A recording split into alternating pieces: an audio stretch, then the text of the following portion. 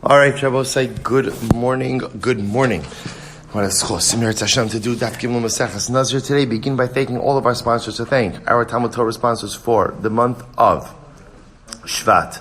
To thank Bracha Strimber for dedicating all the Shemar Drushos this month in memory of her husband Avraham ben Kalman Eliezer HaLevi, Zichron Bracha. To thank Ayal Sara Steinberg for dedicating all the Shemar Drushos this month in the Susha refuah sheleimah for Shalmis bas Susha. Our Daf Yomi sponsors today, the Ehrenfeld mishpacha in the zechus of Dovid and Yonah's great grandfather Moshe Avrohom ben Dovid, Zichron Bracha. We hope that in the merit of our TALMUD Torah, all of the Neshama Slav and Aliyah, the families in the Kalman, all those who require a refuah should have one together with Kol Cholei Yisrael. Okay, good. So let's begin. So Baruch Hashem, we have a lot to do today. An incredible daf ahead of us. So we'll say, so today's daf is daf Gimel, as I just mentioned. 3. We are picking up on base and base 2b at the two dots. At the two dots, going through our Mishnah. Again, exciting, a very systemic approach to the Mishnah in its entirety. So let's go through case by case. Actually, Meretz Hashem, today we're gonna make it. We're gonna make it to the next Mishnah. Meretz Hashem on the base. Says the Gemara. So ehei noah Nazir. So we'll say, so one of the examples that the Mishnah gave of a yad. Right? Remember, again, we already established the order of the Mishnah of the A, B, B, A model. We explained that the Mishnah is introducing us to the fact that both kinuyim, equivalent terms, as well as yados, partial terms, both work by nidarim. And we explained that the Mishnah then went on to give a series of examples regarding yados as well as kinuyim. So a hey noeh, person says, I will be beautiful, I'll be beautiful. Ultimately, again, that is an expression of that is a yad, that is a partial declaration, and a person becomes a Nazir. Asks the Gemara, I don't understand. B'dilma, I know the fun of the mitzvahs. I don't understand. Maybe what it means is, I will become beautiful before Hashem in the performance of mitzvahs. In other words, maybe a hey noeh doesn't mean I'm going to be a Nazir. Maybe a hey noeh means what? That ultimately, again, I'm going to do mitzvahs. And ultimately, again, beautify myself before HaKadosh Baruch Hu in the performance of mitzvahs. After all, again, Kedusha is beautiful. As well in the Bracha, as Klal Yisrael said in the Shira, this is my God, and I will exalt him. What does this refer to? What does it mean, Va'anvehu? Va'anvehu literally means, I'll beautify him. How do you beautify HaKadosh Baruch Hu? This is incredible. And Noel Lefanov, I'll just point out over here that the Bach changes the gears over here from Anoah or Anoah to Esnoah. Okay, again, I will Esnoah Lefanav, I'll make myself beautiful before him. The mitzvos. So we'll say, how do you beautify HaKadosh Baruch Hu? Zekeli va'anvehu. How do you make Hashem beautiful? By ultimately, again, beautifying your performance of mitzvos. Namely what? Esel Lefanav Sukkah. I'll make before HaKadosh Baruch Hu a beautiful sukkah. Lulav noah, a beautiful lulav. Tzitzis noah, beautiful tzitzis. Echtov lefanav sefer Torah noah. I will go ahead and write before him a beautiful sefer Torah. Va'achrechenu b'shira'in noim. And I will wrap it in beautiful silk. Shabbos say this is the concept of hiddur mitzvah. The idea over here is, we'll say, that when a person performs a mitzvah and a person has an object of a mitzvah, one doesn't simply utilize an object in which they can technically discharge their obligation, but rather one goes above and beyond to beautify the object of the mitzvah. So it's interesting, the examples that the Gemara gives, right? You could sit in any kind of sukkah, beautify your sukkah. You could discharge your obligation with many different types of even inferior esrogim. Get a beautiful esrog. You can fulfill your obligation with any kind of tzitzis, specifically referring to the strings, beautiful tzitzis. Sefer Torah, we'll point out something very interesting. There's a fundamental machlokes about whether or not there is a mitzvah to write your own Sefer Torah. Very interesting machlokes. What's fascinating from this Gemara, the example that the Gemara gives is, I will write a beautiful Sefer Torah, right? Again, Echtov lefanav Sefer Torah na, which seems to clearly indicate that there is a specific mitzvah to actually write your own Sefer Torah. So I'll write a beautiful Sefer Torah, and I will go ahead and wrap it in silk pieces. So we'll say, so the idea here, the Gemara says, so this is hiddur mitzvah. I will point out, there is so much to talk about in this topic of hiddur mitzvah, but again, we'll get a little bit weiter. But the point the Gemara is making over here is, I don't understand. I'm standing around, I say, ehei noah. I shall be beautiful. So the Mishnah says, it means you're a Nazir. Whoa, why does it mean I'm a Nazir? Maybe I'm making a religious declaration that, you know what, from this point forward, I'm not going to simply get by my performance of mitzvahs. Instead, when it comes to mitzvahs, I'm going to beautify my mitzvahs. Maybe it's hiddur mitzvah, to which the Gemara says, Amar Shmuel, shetafos b'sa'aro ba'amar ana. No, what's the case? The case is where I'm holding on to my hair. I don't know why I'm illustrating this on myself, right? I'm holding on to my hair, and I say, ana, I'm going to be beautiful. So the idea I will say is, by the fact that I'm holding on to my hair, and I'm making this statement, by definition, it's clear that the Noah is linked to Nazirus. Incredible. So I will say, so the Gemara says, Nazira, milsa da'avera, va'aminera. I will say, just before we go on, I'll just mention something very interesting to you. It struck me, this lashon, this sugya of hiddur mitzvah, this is not the only place, right? We saw it in Yevamis. Remember again, in Yevamis, the lashon is a little bit different. What struck me very much in the lashon of Rabbi say is the concept of hiddur mitzvah. When you think about hiddur mitzvah, so what's hiddur mitzvah? Hiddur mitzvah is, I could walk in, I could pick up any esrog, right? And I could be able to say, what's hiddur mitzvah? I'm just using the esrog because that's the example over here. What's hiddur mitzvah? Hiddur mitzvah is, I go in, I look, so hopefully, again, first of all, becoming proficient in the halachas is also part of hiddur mitzvah, so I know what I'm looking for. But even if I don't know what I'm looking for, I'm going to spend extra money because I want a nicer esrog. It matters. It matters that I'm investing. So when you think about hiddur mitzvah, it's almost as if what the mitzvah is a greater investment. And sometimes it's a financial investment, sometimes it's a time investment, but it's a greater investment in the mitzvah. I'm physically beautifying the mitzvah. So what struck me last night when I was looking at this Gemara is if you look at the lashon of the Gemara again, it says, Zekedi vandeyu, and noah lefanav b'mitzvos. I will make myself beautiful in front of Hashem with mitzvos. As lefanav sukkah noah. Lefreit lulav noah. Tzitzis noah echtav lefanav. What do you keep seeing over here? You keep seeing that part of hiddur mitzvah, will say. I think that's what Chazal are trying to express to us as well.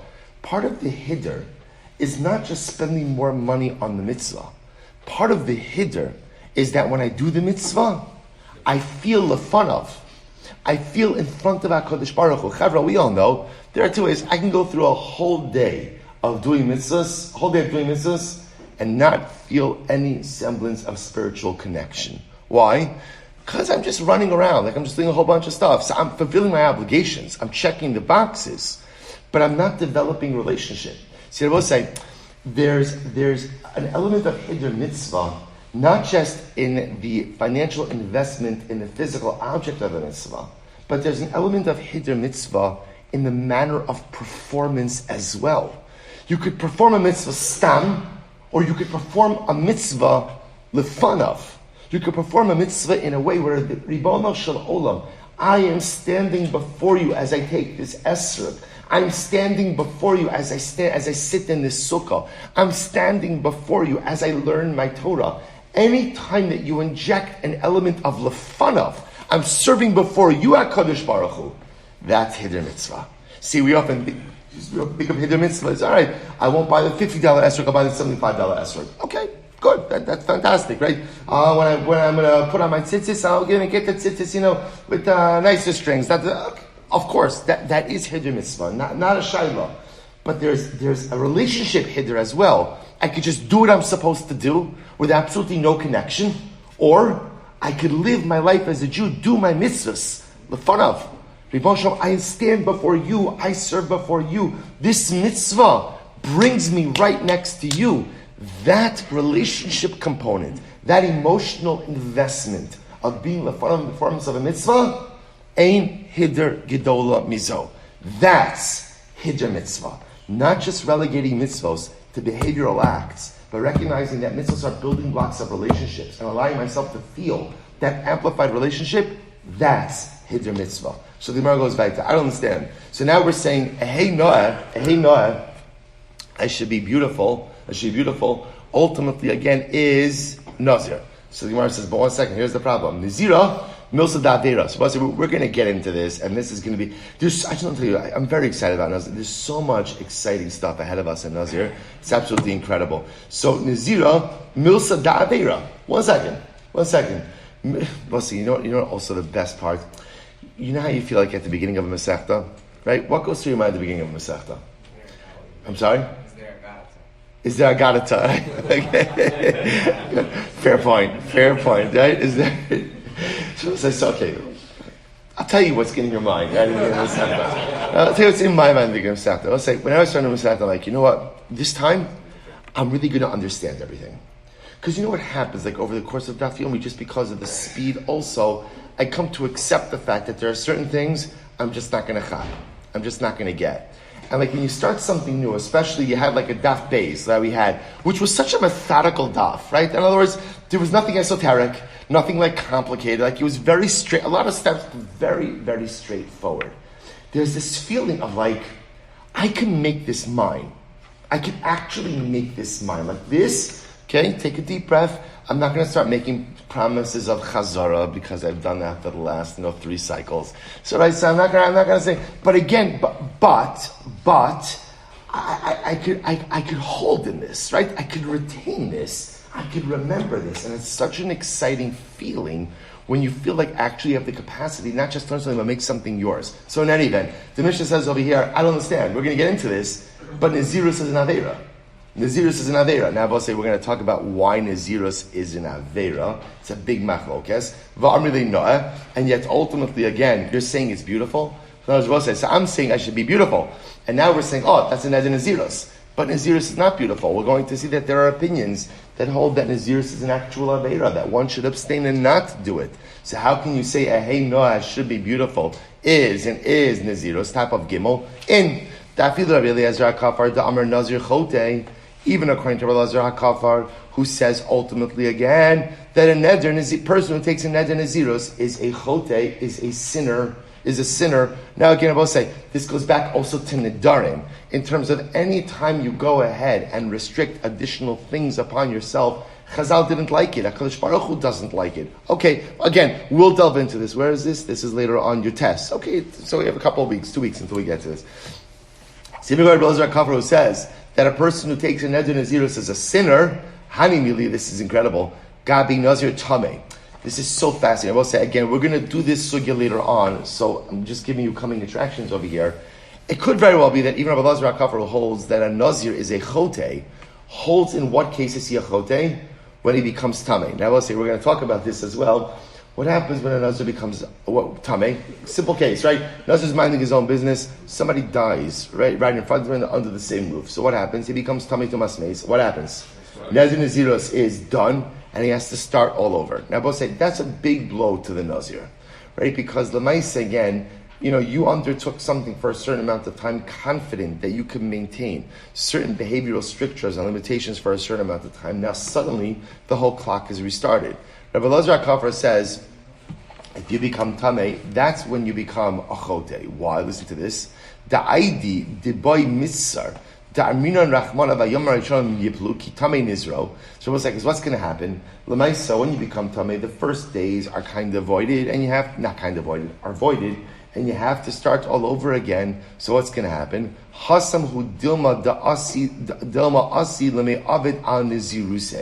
See, I will say the concern over here is that when you become tameh, and now you have to start all over, what's going to occur?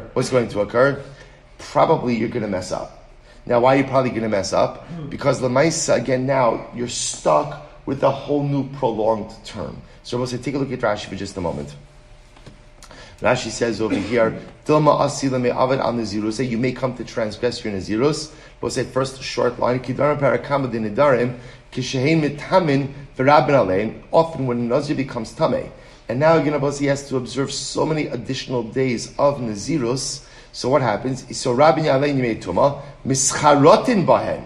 This is incredible. So I will say, when you read the Gemara, you think that what Rabbi Eliezer HaKafar is saying is like this. The problem is with the Nazir Tameh. What's going to happen with the Nazir Tameh? It becomes Tameh. Now he's Nazir, we'll say, at least for what? We'll call it another 30 days. So what's going to end up happening? He's going to end up transgressing. Drinking wine, going to levayas, right? Whatever he's going to end up doing, transgressing. Rashi says there's a different concern over here.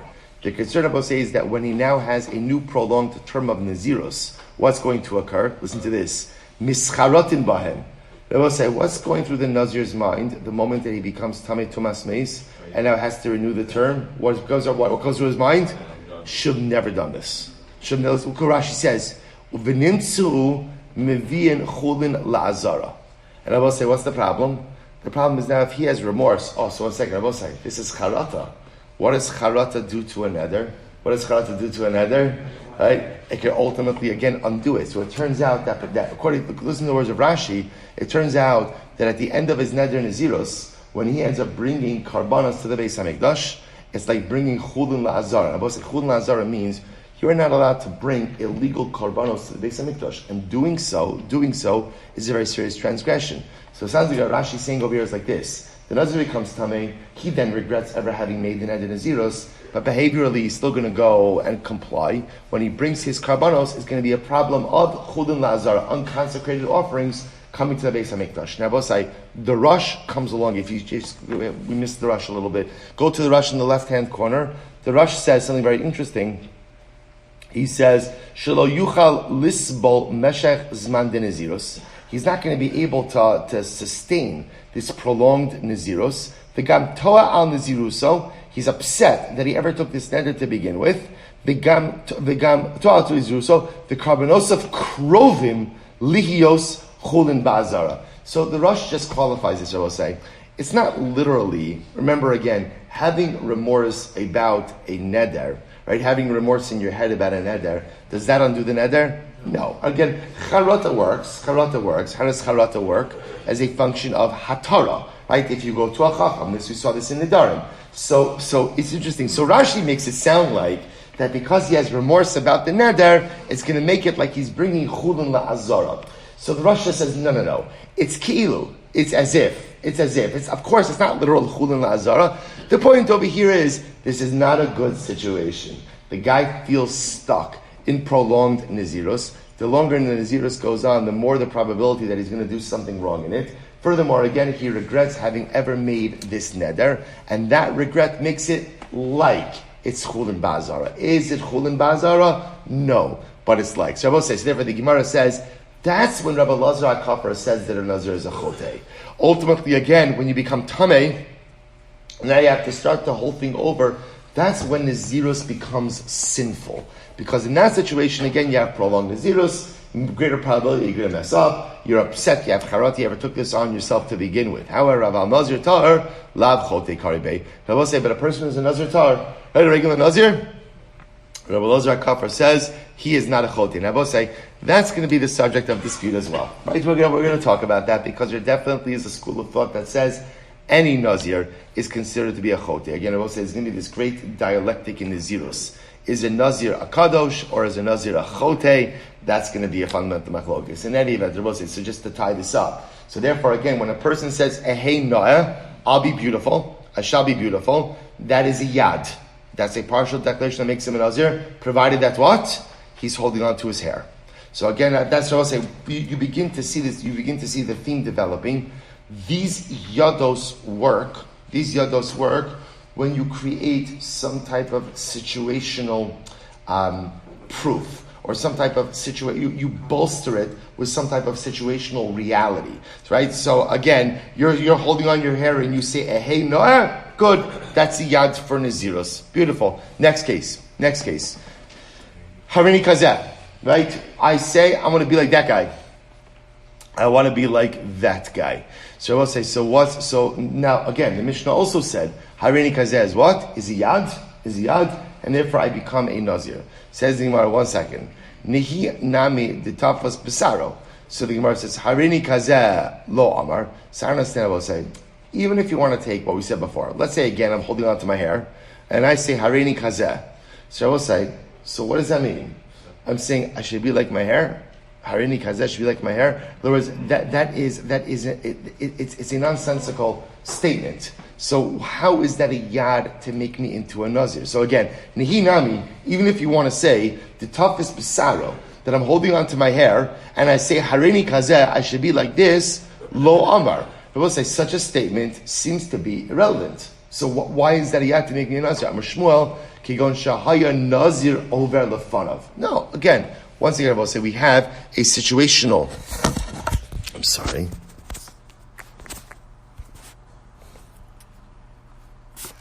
we have a situational reality. In this case over here, the Nazir is working for it. We'll say, I just want to point out something very interesting. If you notice, that yad of Nazirus is a little bit different than the yad that we saw by Nidarim, right? Often the yad by Nidarim works without any of these circumstantial bolsterings, right? If you notice, Nazirus is very interesting that you need, in other words, the yad by itself is not enough, which makes sense also, I will say, because also I want to point out, these are yadayim she'inon mochichos. Let's remember again, we spoke about this actually yesterday's daf as well.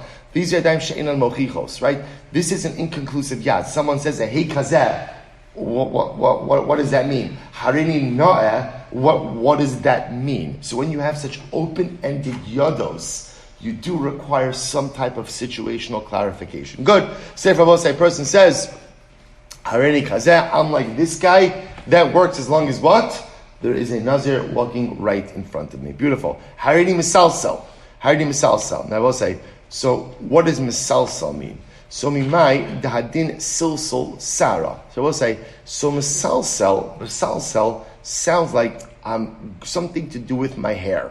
Right? I'm growing out my hair. Misalsel. In other words, we don't know the exact definition of misalsel yet, but whatever it is, it sounds like something with my hair. So if I say harini misalsel, that's a yad also for a Nazir. So mimai dahadin silsul Sarah.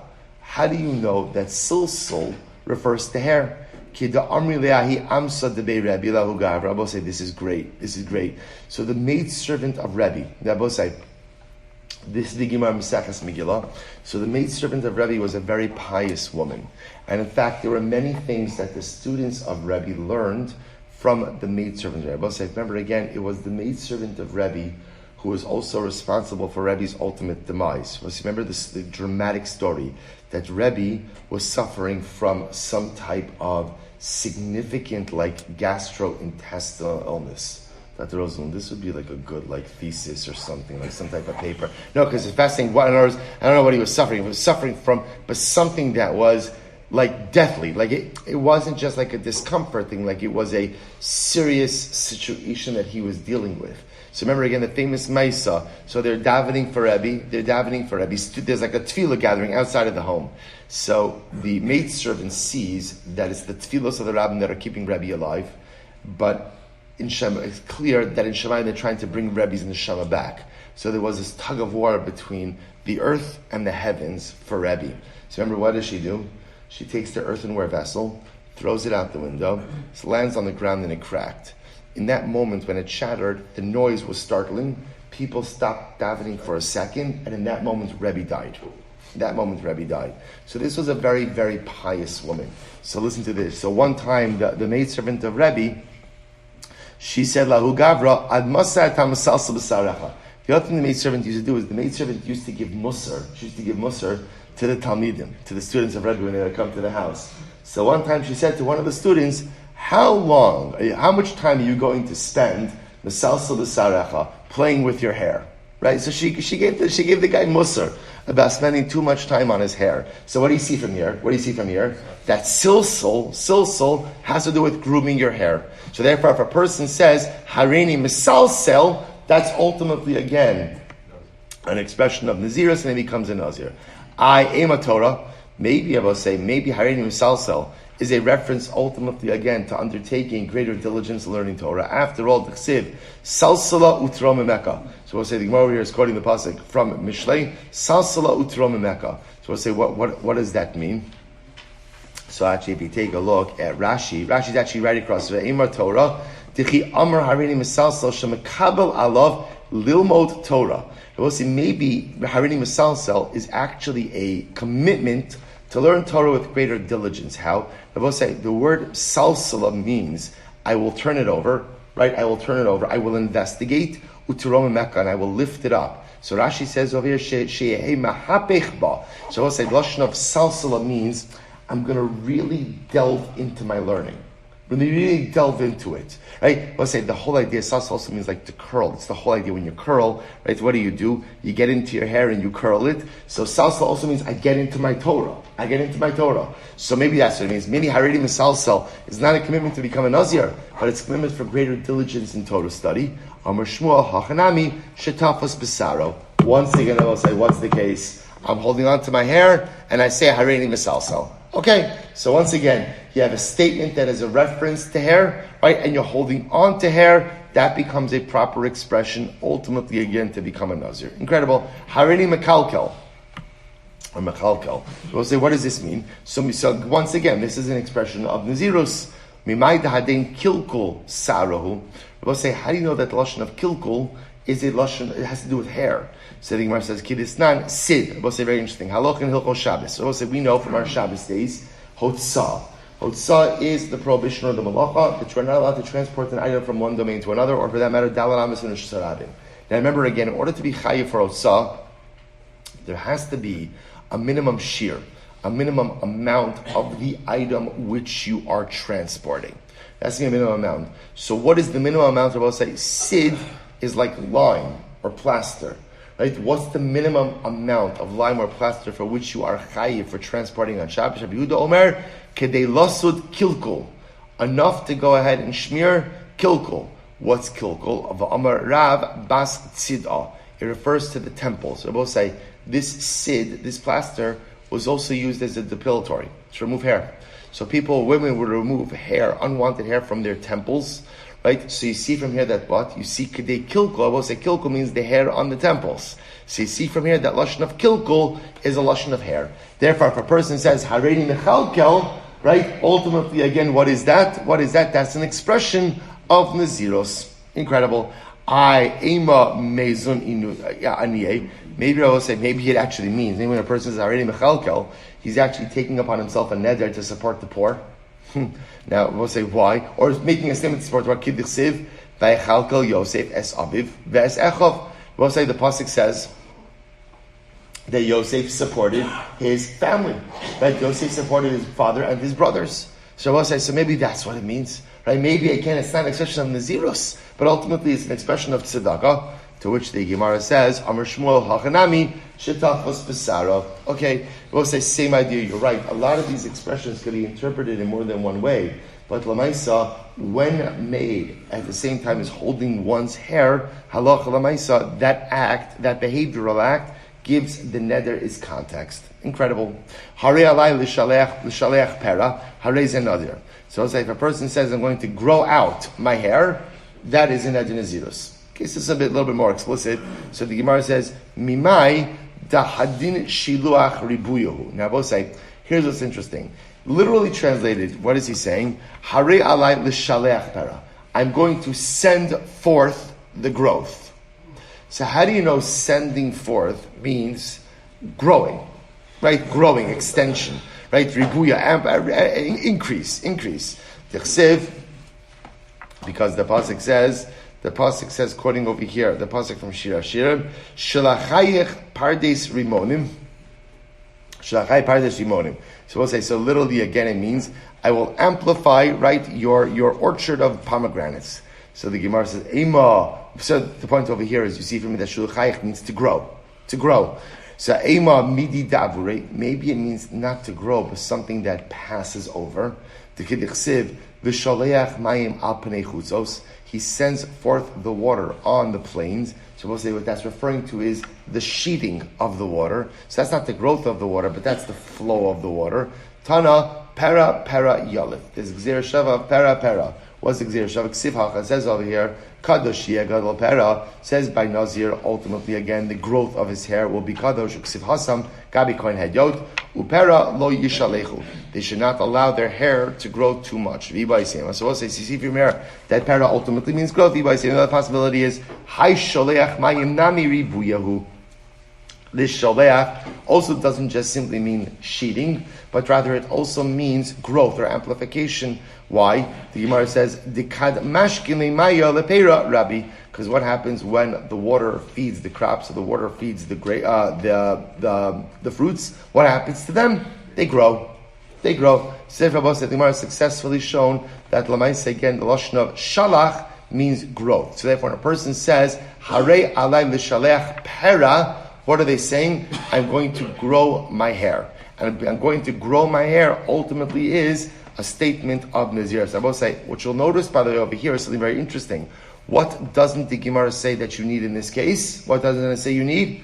to be holding on to your hair. So you begin to see a theme. Why? Because this statement is already a yan muchach, right? This already, again, it's much clearer what I'm talking about over here. Because para, also remember again, is a lashon of hair. We find that lashon of para by a Nazir. We find lashon of meaning hair. We find lashon of para by a Kohen meaning hair. And shalach is a lashon of growth. So already again, this is a yad mochiach. This is a much more almost like self-explanatory partial declaration. So already again over here, you don't need the situational amplification of holding on to the hair. Very interesting. Good. Let's go back. Tarei Tziporin. Shabbos said this great sugya. Person says, I hereby take upon myself birds.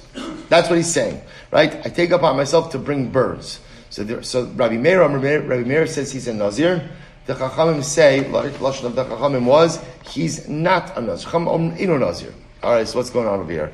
So it's my time, Rabbi Meir. Shabbos says, great. What's Rabbi Meir's logic? So literally all I'm saying is, I hereby take upon myself birds. Right? Tarei alai, birds are upon me.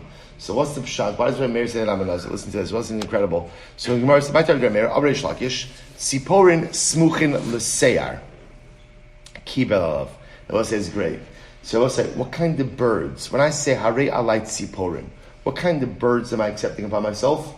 The birds that are mentioned in the same context as hair. As hair. What are the birds that are mentioned in the same context as hair? So the Gemara says, quotes the pasuk.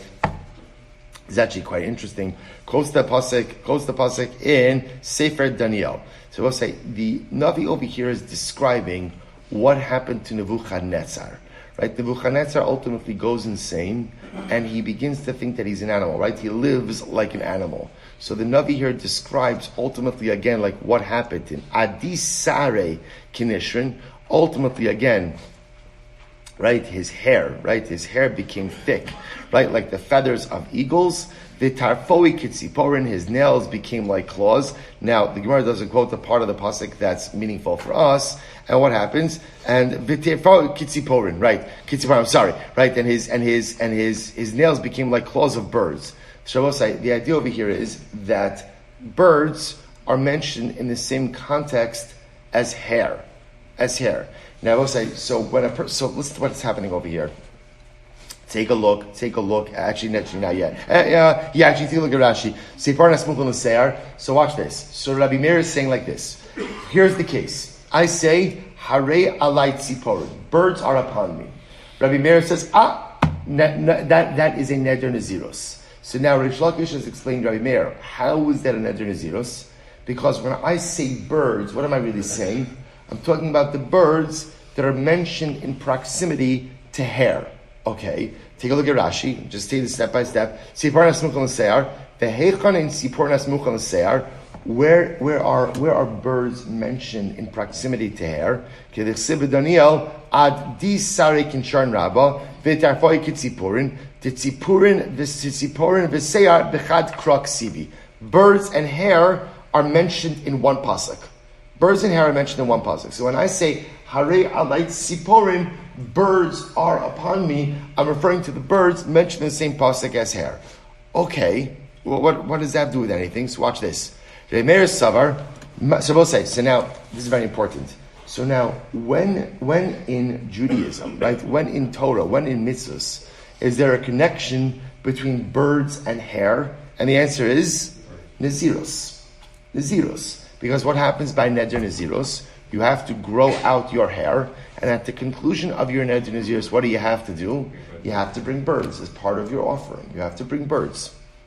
So Lamaisa, that's what's happening over here. So when I say Harei alai tziporin, Rabbi Meir understands that to mean, I'm taking upon myself the birds, so to speak, mentioned in conjunction with hair. So really what am I saying? I'm growing out my hair. That's really what I'm saying. But instead of saying growing out my hair, I say birds are upon me because I'm referencing the birds that are mentioned in the same pasuk as hair.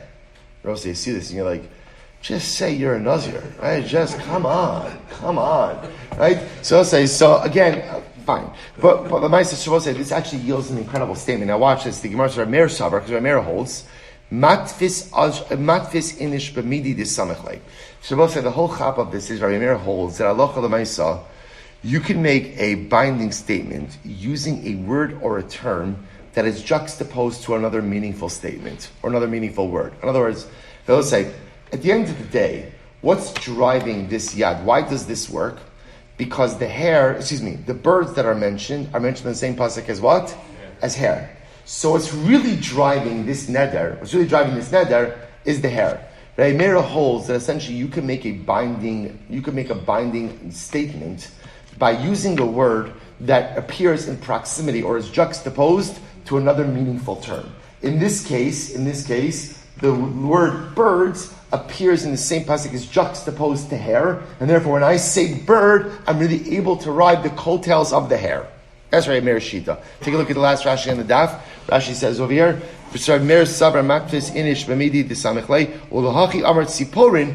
why he said siporin. Why did he say birds? Because we'll say ultimately, you're going to remember the pasuk itself. Now, there's one more piece, by the way. I should really clarify this. The pasuk doesn't just talk about hair. What does it talk about? Growth of hair.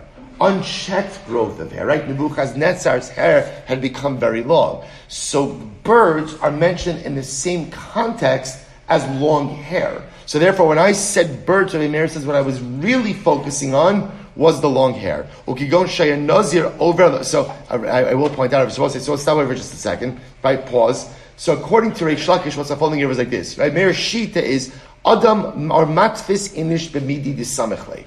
That you could use a word to generate a neder, and as long as that word is juxtaposed to another meaningful term, it's as if you stated the meaningful term. So when you say Hare Alait Siporin, what we look at that as Siporin is juxtaposed to long hair in Daniel. So what you're really saying is what? Long hair is upon me, which is a neder nezirus. And I will say, Rashi comes along and says, 1 second, look at the last line Rashi will say, Ukigon Shahayir Nazir over Lefanov. Otafas Bisaro. Very interesting. So Rashi says, but let's be clear. A situation like this requires some type of situational clarification.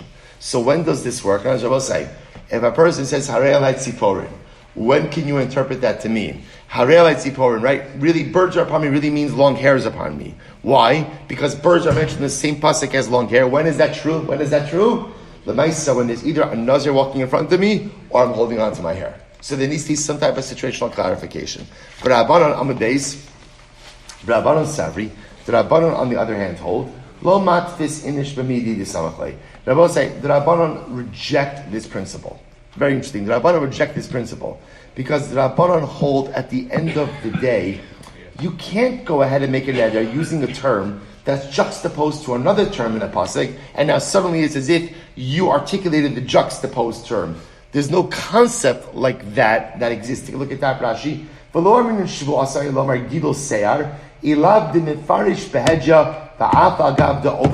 No. When you say birds are upon me, I'll say, what does birds upon me mean? Rabbanan say, I don't know what birds upon me means. Right? I actually don't know what that means. And therefore, again, it is not a valid neder nezira. So we'll say, according to Reish Lakish, the fundamental machlokes Rabbi Meir and Rabbanon is actually in a principle, in an exegetical principle of matfis inish b'midei desamechle.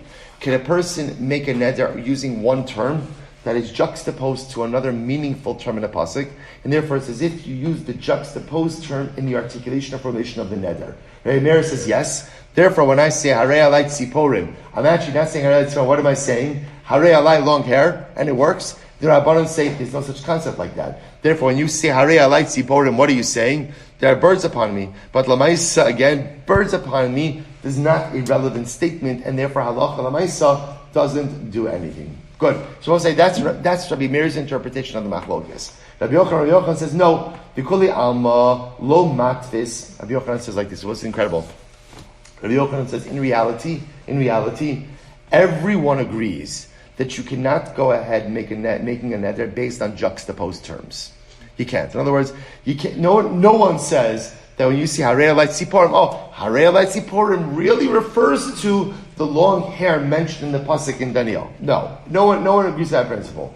Ella, how many times Rabbi Meir? So we'll say, so what is Rabbi Meir's logic where he says Harei Alai Tziporim is a valid neder nezirus? So they can listen to this. Ella, how many times Rabbi Meir Shema tzipore Nazir tamek kibal alav. So we'll say, so again, Rameir will say that we're choshesh that maybe what kind of, when he says Arei like tziporim, what type of tziporim? The bird offering that a Nazir Tameh would make. Now we'll say, take a look at Rashi. Eloheinu tamid Rameir dechashinon ki amar Harei alai tziporim the Dilma Kamer shebedaito lekabel alav midi dezimnin demaisi alei tziporim dahainu nazirus delechimetame maisi tziporim benazir tameh ksiv.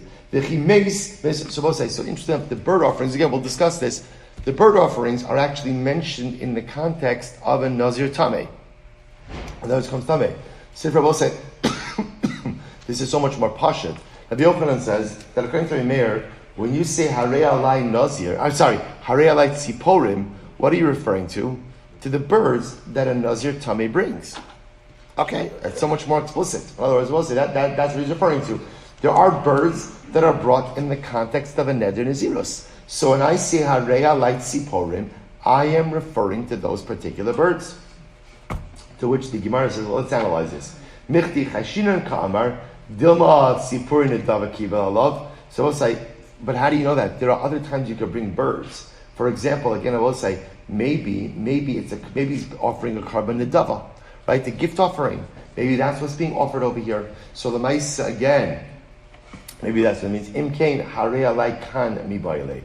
I will say there's a different formulation for a nedava, right? If you're offering bird nedavas, often the phrase that would be used would be a kan, would be like a nest. That would ultimately be the lashon. The fact that that is not the lashon that is being utilized here seems to indicate to us that Allah L'maisa is indeed a neder nazirus. The dilma harei alai tzipori mitzora ka'amar. So I will say maybe the person that's undertaking tzipori mitzora, I will say a person who is undergoing the process or purification from tzaras would also bring bird offerings. So maybe the guy in question is taking up on himself the tzipori mitzora. Then I will say, now just to be clear, you can't voluntarily undertake tzipori mitzora. What you can do is sponsor a carbon. Right? You can sponsor a carbon. So I know my friend is a mitzora. I would like to sponsor his karbanos. I have the ability to do that. So maybe that's what I'm undertaking over here. To which the Gemara says, Kigon, once again, Kigon Shahaya Nazir over Lefanov. Once again, I will say, what's the case? Situational clarity. I'm saying Harei alai tziporim, and there's a Nazir walking right in front of me. So when I see Harei alai tziporim, there's a Nazir walking right in front of me. So I will say, now situationally it's clarified that what am I doing? I'm undertaking a neder nazirus. Incredible. The Dilma Nazir Tameh Lepochim in Karbanos of Kamar. But maybe the guy walking in front of me is a Nazir Tameh. And about when I say Harei alai tziporim, what am I doing? I'm undertaking a willingness to pay for his karbanos. I'm sponsoring karbanos. Maybe that's what's unfolding over here. Kegon Shaya Nazir Tahar over the Fanav. Then I will say, so here's what's interesting. We'll say, what's interesting over here is the bird offerings are associated with Nazir Tameh. So maybe the case over here is where what? The Nazir Tameh is walking in front of me, and I'm offering to bring his karbanos. No, what's the case? The case is where there's a Nazir Tahar walking in front of me. I say Harei alai tziporim. So I will say, interestingly enough, when I say Harei alai tziporim, the understanding of my statement is taking upon myself a neder nazirus. Incredible. So Gemara says, my benayim. So I will say, so just the Gemara points out, so now there are just two different interpretations in the machlokes. So I will say, so just to be clear, in our Mishnah, there's a machlokes. Who's the machlokes? Rav Meir and the Rabbanon. Rav Meir says Harei alai tziporim is a valid neder nazirus. The Rabbanon say no, it's not. Now we have two different machloksim. We have two different interpretations of the machlokes Rav Meir and the Rabbanon. In Reish Lakish's version of the machlokes, ultimately again the machlokes is matfis inish b'midei desamechle. Can you use juxtaposed terms in order to go and make a valid neder? According to Rabbi Yochanan,